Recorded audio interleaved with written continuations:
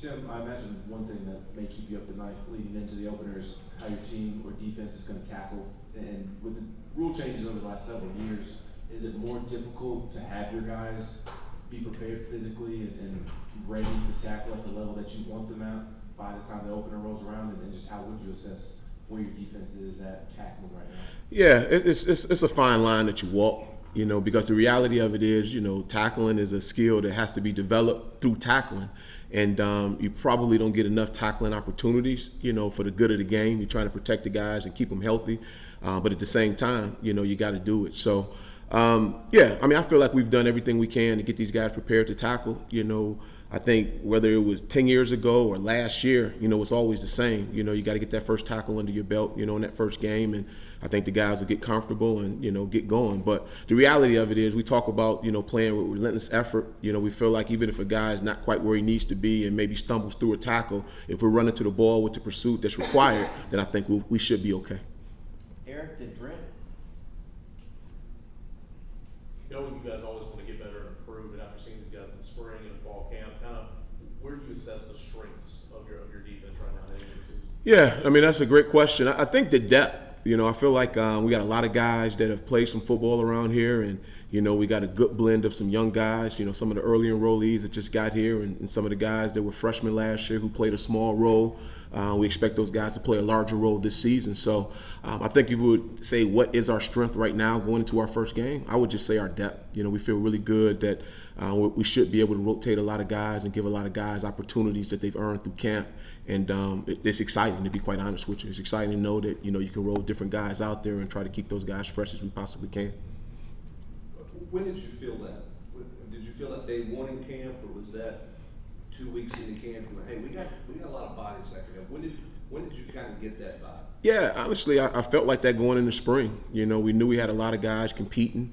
You want to get better. You need guys to compete. You don't want guys getting comfortable. And, whether you're talking about the back end or whether you're talking about the linebacker position, we just feel like we have more guys that, are able to compete and challenge each other and help each other get better. So I know we've had the depth, which is obviously, figuring out what the best combination of guys are and, dictating and deciding how many reps to give each man to keep them fresh. So we felt like it was a good situation, and, hopefully it'll show itself this season. Adam? How predetermined would you say your rotations are? Going into a game, how far into it do you know who's going to be in the game at what point, and at what point in the game do circumstances dictate that? Yeah, I think circumstances always play a factor, what's going on, guys, injuries, whatever. But at the end of the day, you go into the game having a rotation and plan, knowing that, you expect these guys to come in these series and, depending on how long the series is, depending on how many more series they get. So it's a fluid situation, but we always go into the game having a plan in terms of how we will rotate guys. Austin, you talk about the depth across the board, but where do you feel like you are at safety as we head into the season? Yeah, I think it starts with Tank. Tank's obviously played a lot of football for us around here, and Wesley Walker played a ton of snaps last year as well for us. At some safety. So, Jordan Thomas, is a guy who was a special teams guy who did a tremendous job for us last season that we think will be able to help us. And Christian Charles is rotated in from corner to safety to star. So. We feel like we got some guys, and Andre, Tarantine, we feel like he's got a chance to be able to help the team. So I think we have really good depth there. Obviously we don't have the guys that have played as many snaps as Flowers played the year before, outside of Tank, but we think collectively, we have a good group of guys to work with, and, we're excited to watch those guys play and perform. Ben and Brent? How consistent do you feel like Josh Josephs and James Pierce has been this fall camp behind Roman? Yeah, I think those guys have gotten, significantly better, really. Their roles have grown, things that we're asking them to do has grown. I think their maturity has started to show through. And you would expect that, the things that we, basically gave them a pass for as freshmen, they won't get those passes this year. We expect those guys to grow, any of the guys really. Your first year and your second year, it should be some growth. And both those guys have shown that, and, we're excited about, their future in this season. Does the depth mean you just have more bodies to play, or does that depth mean you can do more things schematically, you can be more multiple defensively? Yeah, I mean, I think most people will describe us as being pretty multiple at this point already. But I think the more guys you have, the more versatile they are. You know, the more you can do with them and put them in some different spots and still really have the ability to play to their strengths. So I think the question is, do we have more guys that are versatile? I would say absolutely. You know, and I think we'll have a chance to showcase their skill sets to hopefully help us continue to move the needle in the right direction. So, but definitely having the bodies helps from a depth perspective and playing more snaps. But we also feel we do have some versatile defenders that are able to do multiple things for us. Yes, sir. Reese, then Wes. Virginia named Tony Muskett as their starting quarterback. How quickly do you dive into the tape, and what do you know about him? Yeah, you know, we're getting to it, you know, and, you know, we had a chance to watch him, I believe, at Monmouth. I believe I'm saying that correctly. You know, really good player. You know, he played really well for those guys and showed some athleticism, you know, really good touch on the deep balls. And, you know, I could see why those guys went and got him. And, you know, I can see why those guys named him the starter. So, you know, we respect everybody that we face. And, you know, he's gotten our attention. And, you know we're going to have to be at our best to be able to, you know, have a good game against him. Tim, what are your thoughts on David Hobbs up front? You see a guy who, I know that can be a tough place for a freshman to kind of step in and make an impact, but maybe he's a kid who could do that. Is he a guy who's going to have a chance to play some maybe? Yeah, we're excited about Hobbs. I mean, we really are. You talk about guys with versatility, you know, a guy that can, you know, play inside, can play outside for us. Yeah, he is a freshman, but he's extremely talented. He's light on his feet for a big guy.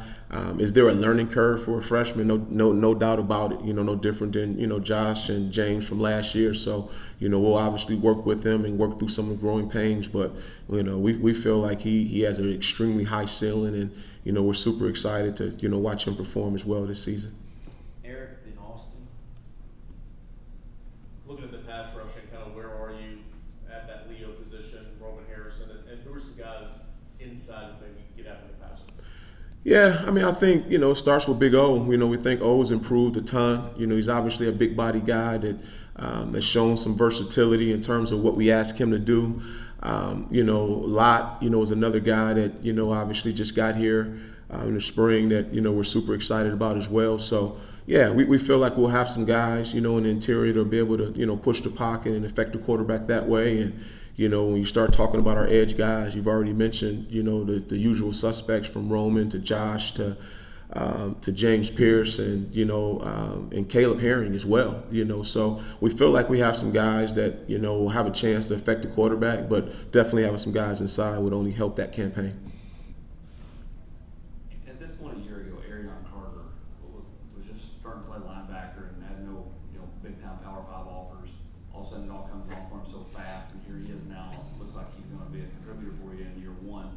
What's he done to take himself from where he was a year ago, we thought of as a running back prospect, to potential, you know, 2D linebacker at a Power 5 school? Yeah, the kid's a worker, you know, first and foremost. You know, he has a tremendous amount of confidence, and he believes in himself, and he believes in what we're teaching him. So I love this kid. You know, he's going to play a ton for us. The steps and the growth that he's shown coming from spring to our fall camp has been tremendous. But again, I think it's a testimony to just how hard the kid works and how committed he is to being great. So we're excited about him. You know, we think he's right where he needs to be as he continues to grow as a freshman. You know, just like with all the guys, there is a learning curve that's expected. But, you know, if I know him like I think I do, you know, he's going to push through that curve, and he's going to continue to grow and get even better as the season progresses. For all freshmen, all true freshmen, what is pushing through that curve?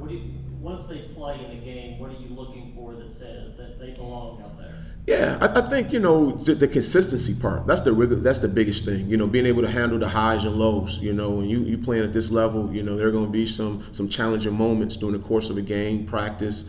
And the way they handle it, you know, is typically a freshman. Sometimes they get too high, sometimes they get too low. But I think as they continue to grow, they'll be more consistent in their approach, number one, with their process. And I think you'll start to see dividends on the field. So I just think it's being able to manage the game itself, and the process is probably the biggest learning curve that most young people struggle with. All right, last one right here up front. Christian Harrison, how have you seen him grow from his freshman year to sophomore year? Yeah, Christian is, he's been one of those guys that's been competing at that corner position, and I think he's grown as well. Again, and you should. I know I keep saying the same thing. As a freshman, you're just trying to figure it out, and you're trying to work through your role, whatever that was last year for him. And obviously those guys are all working hard to create a bigger role, and he's no different. I thought he made tremendous strides. Finishing last season, was a factor on our special teams, and when some of the games he got in, we thought he improved, and he showed those same traits during spring, and he's really picked up where he left off in the fall. So he'll be definitely a guy that'll continue to grow, and we're extremely happy where he is right now.